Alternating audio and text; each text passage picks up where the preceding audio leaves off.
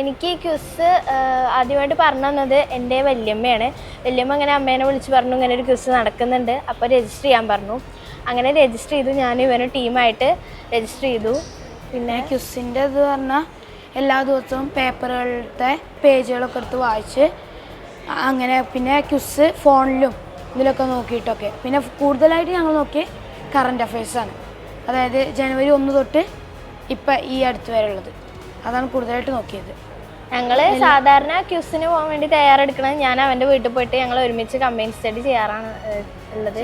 അപ്പോൾ ഒന്നും കൂടിയും കൂടുതലായിട്ട് എന്താ ഈ കമ്പനികളും ലോഗോസും അതൊക്കെ ഒന്നുകൂടിയും കൂടുതലായിട്ട് പഠിക്കാൻ ശ്രമിക്കും.